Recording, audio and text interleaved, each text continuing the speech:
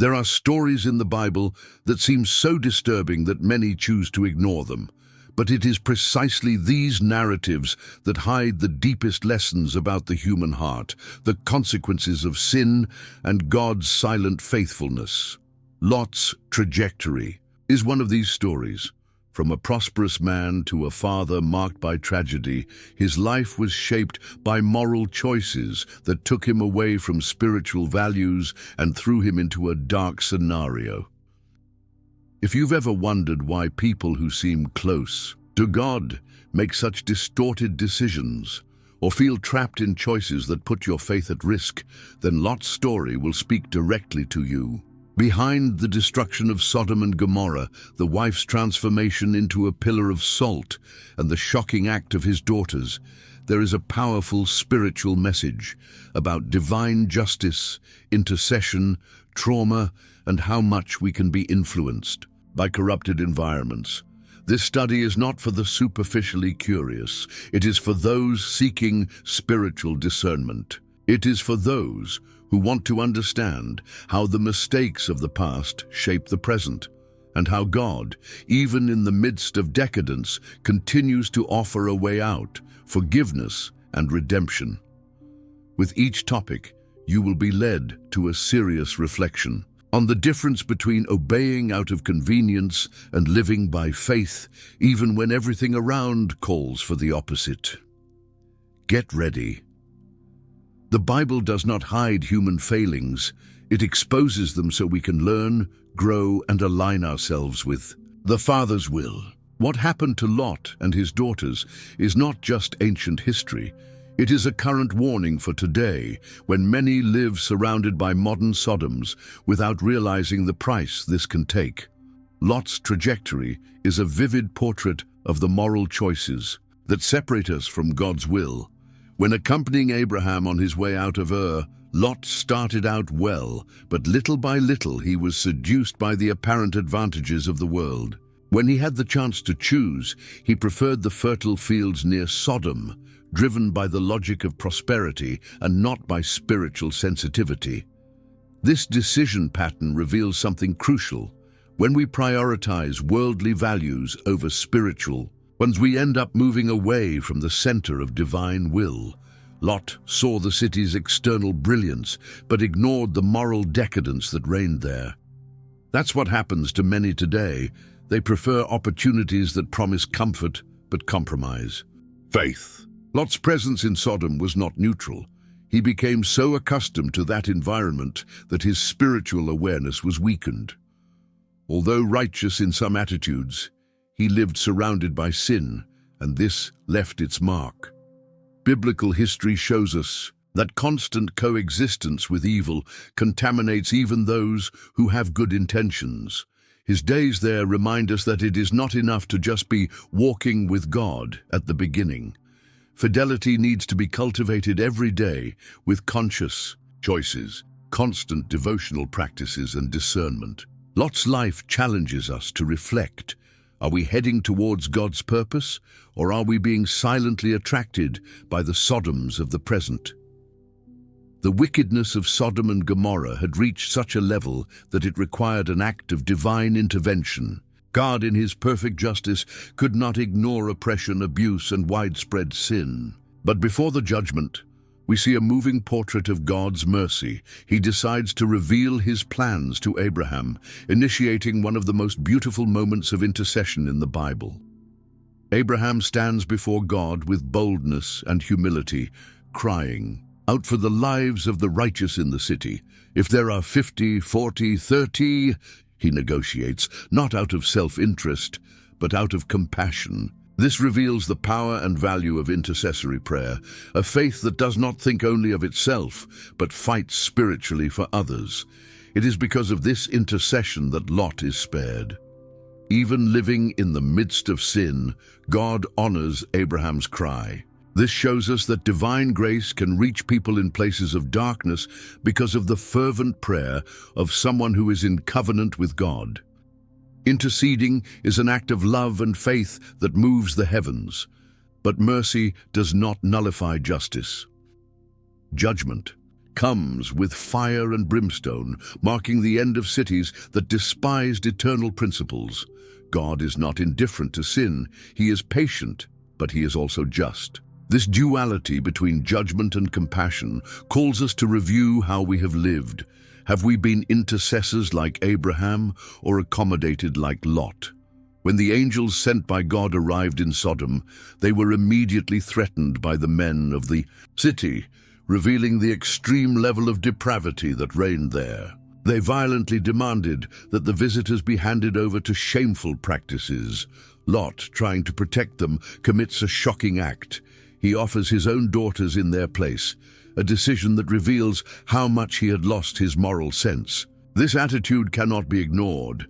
It reveals how prolonged coexistence with collective sin distorts even the most sacred instincts, such as paternal care. Lot was not a bad man, but he was spiritually numb. This happens when we stop confronting evil and start accepting it as part of normality. The action of the angels is immediate. They blind the attackers and order Lot to flee with his family. There is a powerful lesson here. God always offers an escape route before judgment comes. However, this exit requires haste, obedience, and detachment. The hesitation of Lot and his family shows how difficult it is to leave behind what we have grown accustomed to loving, even if it is destroying us. How many times has God given us clear signs to leave spiritually toxic environments, but we choose to stay? The destruction of Sodom is not just a historical scene, it is a spiritual wake-up call. Staying in places that offend God's holiness can lead us to unthinkable decisions. It is time to discern and act firmly. On the way to escape, the angels gave a clear order: don't look back. It was more than a geographic instruction, it was a spiritual principle. Looking back meant attachment to the past, longing for a life marked by sin. When Lot's wife disobeys, she turns into a pillar of salt, an eternal symbol of what paralyzes those who resist God's will. This image is powerful. Many want salvation, but are not willing to break with everything that keeps them away from the divine purpose. They want to walk with God, but they still look with nostalgia at the Sodoms they left behind. Lot's wife becomes a living warning. Partial disobedience is no obedience at all. Jesus himself mentioned this episode in Luke 17:32, saying, "Remember Lot's wife." This shows the spiritual weight of this gesture. She was on the path to liberation, but she got lost in the middle of the journey because her heart was still stuck with what God had already condemned. Obeying God requires total surrender, body, mind, and heart. On our spiritual walks, we are also faced with radical choices. There are times when we need to move forward, even without understanding, trusting that what God has ahead is greater than everything we leave behind. The past can be a prison in disguise. Looking back, even with good intentions, can be very costly. After the destruction of Sodom and Gomorrah, Lot takes refuge with his daughters in a cave, in complete isolation. Without spiritual direction, without consolation, and without perspective for the future, the atmosphere of fear and despair takes over. The daughters believe that the world has ended, and in their confusion, they come up with a plan. Get their father drunk and have children through him. The plan comes true, and Moab and Ben-Ammi are born. What seems absurd to our eyes reveals something profound.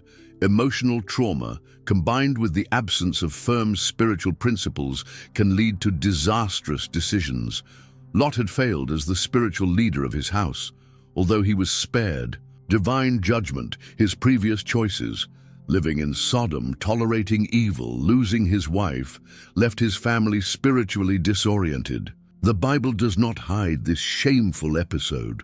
On the contrary, she highlights it to show us that when God is not the center, even saved people can fall into moral abysses. Lot's daughters did not commit this act out of pleasure, but out of desperation. This does not justify, but it reveals how fear and lack of faith can distort our perception of truth and divine will. Moab and Ammon become enemies of Israel, a direct result of this impulsive decision. The story ends in silence, a silence that screams about the dangers of a faith disconnected from daily obedience. Lot's end is a warning. Running away from judgment is not enough. It is necessary to rebuild life on the rock and not on the rubble of the past. Despite all the errors and moral decay around him, Lot is mentioned in the New Testament as a righteous man. In 2 Peter 2:7-8 we read that he was deeply grieved by the wicked conduct of Sodom. This shows us a profound spiritual reality. It is possible to be in a corrupted environment and still maintain a certain level of spiritual sensitivity, although this comes at a high cost. However, Lot is also remembered by Jesus as a negative reference. In Luke 17:28-30, the Lord compares Lot's days with the time of the end, warning that many will be distracted, attached to the routines of life without discerning the approaching judgment. The contrast between these two mentions reveals the ambiguous character of Lot's trajectory: fair but weak, saved but compromised. This duality invites us to reflection. How many today live like Lot, with enough faith not to perish, but too weak to influence the environment around them?